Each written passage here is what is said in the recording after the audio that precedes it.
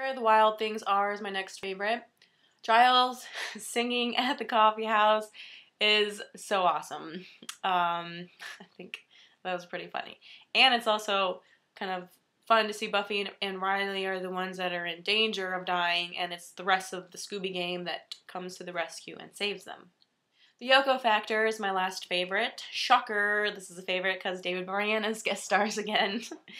And I also love when Riley and Angel first meet and they start fighting and stuff. I think it's quite funny. And Giles getting drunk because Spike is playing on everyone's insecurities, trying to break up the Scooby Gang is quite funny too. Okay, now moving on to Angel Season 1. I see Buffy's show as a girl with supernatural abilities trying to have a normal life, and Angel's show is obviously darker, and he seems more superhero comic book-like, to me, anyways. So we start with City of. Now, did anybody else think it was weird that Cordelia ended up on Angel? I mean, they weren't even friends on Buffy. I mean, and now it's like you watch it, and obviously Cordelia and Wesley belong there.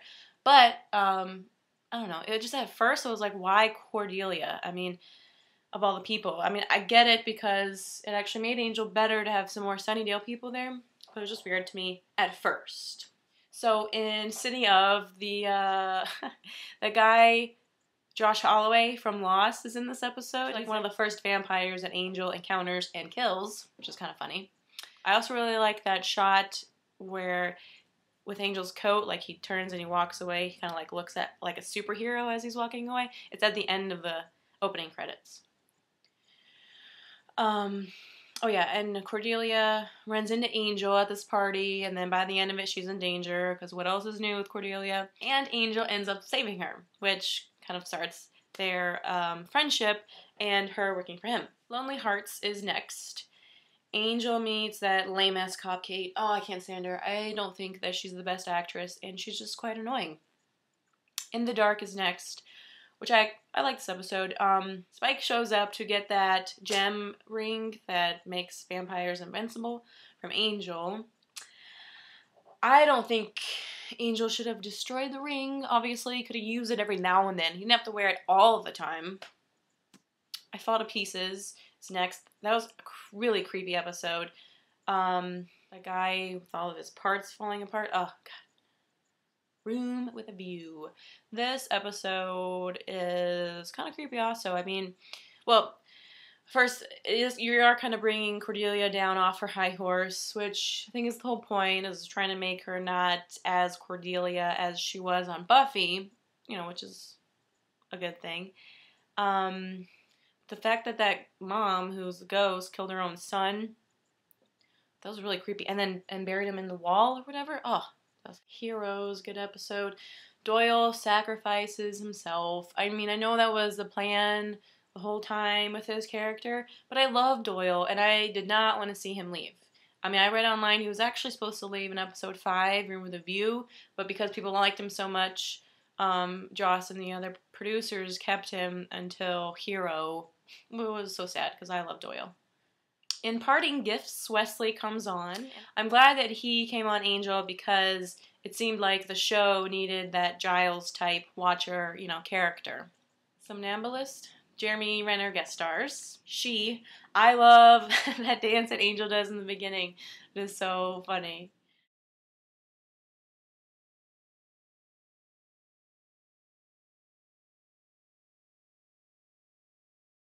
Warzone is the first time that we meet Gunn, who I love, and he comes back season 2 as a regular. Blind Date. Angel is attracted to this scroll and he decides to steal it from Wolfram Hart. And Lindsay could have had a way out, but decided to stay and accept the promotion with Wolfram Hart. To Shanshu in LA. We learn of the Shanshu prophecy, which is about Angel turning back to a mortal human after he fulfills his destiny. And then also, at the end of this episode, you see that the lawyers at Wolfram Hart brought back Darla, which is quite interesting, because I love how throughout this whole season we like keep going back to Angel's past and learning more about him, and Darla is always there, obviously, because she's a big part of his past. So it's very exciting to see season 2 coming up with Darla. Now, my favorites of Angel starts with the bachelor party. This guy, Doyle's wife's new fiance, was the same demon hell guy from Buffy season 3's premiere, Anne. So for me, it was kind of weird because you just saw him last year, and I kept thinking, oh my god, he's that demon, that hell demon. Which obviously he is a demon, but he's a different demon. He's not supposed to be the same one. My favorite episode, could be of the entire Angel series, is I Will Remember You. Obviously, I love the whole Buffy and Angel romance, so it's no surprise I love this episode. Angel becomes human, and he and Buffy spend the day together, just being together, which is so sweet. And then he visits the oracles again and asks to be turned back to a demon because it's pretty much saving Buffy's life and his life. The Ring is my next favorite. Angel helps a client who ends up tricking him to capture him so that he can be in this demons versus demons fighting ring that people bet on. I don't know why I like this episode so much, but I actually do like it a lot. 5 by 5, Faith comes to LA and Wolfman Hart enlists her services to kill Angel. And then by the end of this episode, both watchers have been tortured now, which is kind of an interesting fact.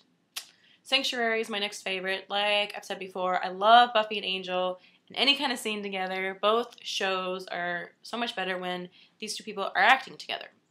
Now, I know a lot of people don't like season 4 of Buffy, but I actually like it. It's not one of my favorites, but it's not one of my least favorites.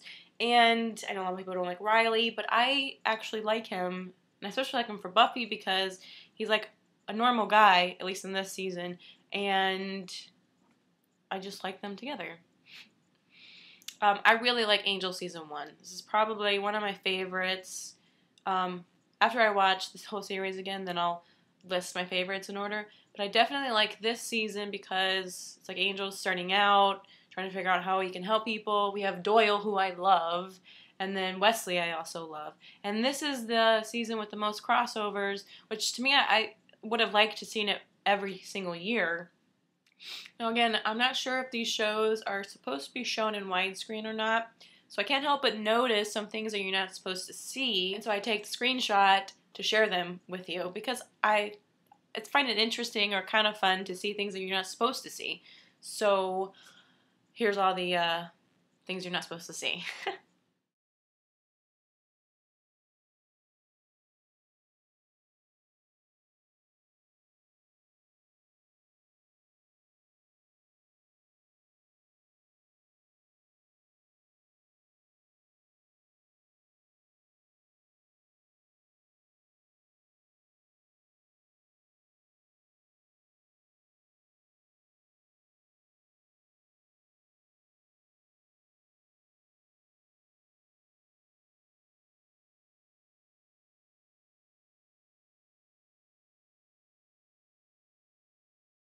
Well, that's it for this episode of AnjuliTV.